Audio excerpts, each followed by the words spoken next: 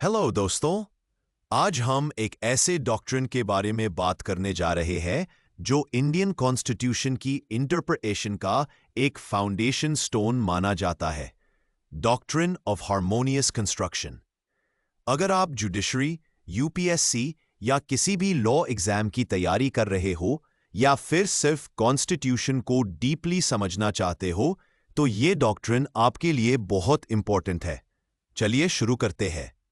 Meaning of harmonious construction. जब दो या दो से ज्यादा प्रोविजंस, अनुच्छेद या सेक्शंस एक दूसरे से कॉन्फ्लिक्ट या कॉन्ट्रडिक्शन में लगते हैं तो उनको ऐसे इंटरप्रेट किया जाता है जिससे दोनों का मकसद पूरा हो सके बिना किसी एक को इनवैलिड या बेकार बनाए। इसी टेक्निक को कहते हैं doctrine of harmonious construction. In simple words, जब भी कॉन्स्टिट्यूशन के दो क्लॉजेस आपस में टक रहे हैं तो उन्हें इस तरीके से पढ़ो जिससे दोनों का मतलब निकल सके, दोनों प्रोविजंस की रिस्पेक्ट हो और कॉन्फ्लिक्ट सॉल्व हो जाए। हम किसी एक प्रोविजन को इग्नोर कर दें, नहीं, हम दोनों को एक बैलेंस और लॉजिकल तरीके से समझते हैं। Origin and background. ये डॉक्ट्रिन ब्रिटिश लीगल सिस्टम से आया है लेकिन इंडियन कोर्ट्स ने इसे बार बार अप्लाई किया है। ओरिजिन्स। इंडियन जुडिशरी का मानना है कि कॉन्स्टिट्यूशन एक लिविंग डॉक्यूमेंट है और उसकी हर एक क्लॉज का कोई पर्पस होता है। अगर दो प्रोविजंस में कॉन्फ्लिक्ट हो भी जाए तो कोर्ट्स उनका हार्मोनियस इंटरप्रिटेशन निकालने की कोशिश करते हैं। Example for easy understanding, suppose article 19(1)(a freedom of speech देता है और आर्टिकल 19(2) इस फ्रीडम पर रीजनेबल रिस्ट्रिक्शंस लगाता है। अब अगर कोई पर्सन कुछ ऐसा बोलता है जो पब्लिक ऑर्डर डिस्टर्ब करता है तो क्या हम उसे पूरी तरह से फ्रीडम ऑफ स्पीच डिनाई कर दे? नहीं, कोर्ट्स दोनों आर्टिकल्स को हार्मोनियसली इंटरप्रेट करता है। मतलब फ्रीडम भी बचा रहे लेकिन मिसयूज से भी बचा रहे। 1. री केरला एजुकेशन बिल 1957।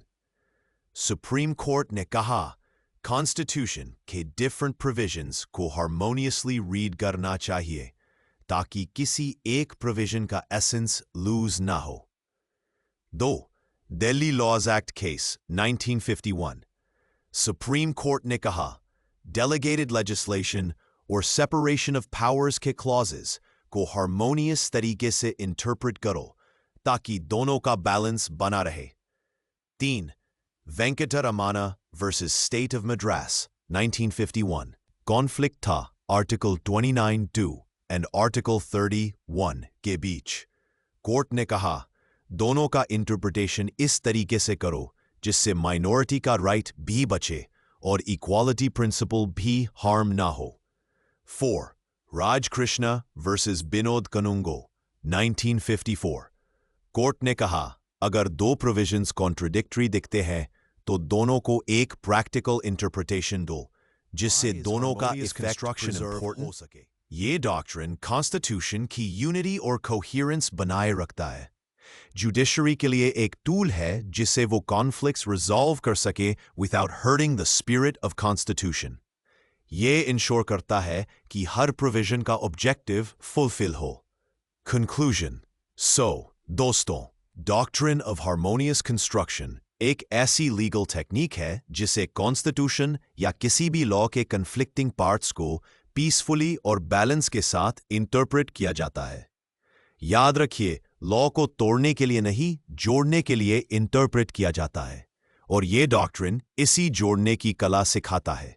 अगर आपको वीडियो पसंद आई हो तो लाइक जरूर करें, कमेंट में बताएं आप कौन सा डॉक्ट्रिन नेक्स्ट देखना चाहेंगे और चैनल लॉ मेंट्री को सब्सक्राइब करना बिल्कुल ना भूलें।